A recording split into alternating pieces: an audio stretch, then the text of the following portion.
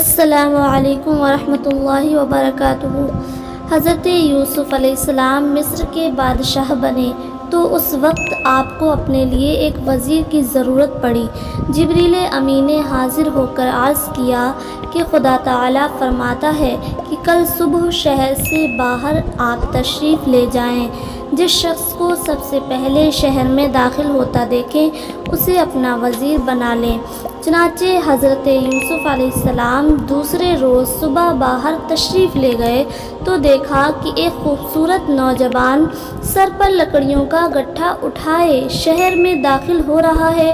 سب سے پہلے وہی نوجوان نظر آیا جو شہر میں داخل ہو رہا تھا۔ حضرت یوسف علیہ السلام بڑے حیران ہوئے اور سوچنے لگے کہ کیا یہی شخص میرا وزیر بنے گا؟ اتنے میں جبریل امی حاضر ہوئے اور عرض کیا، حضور یہ وہی بچہ ہے جس نے پنگھوڑے میں آپ کی عصمت کی گواہی دی تھی۔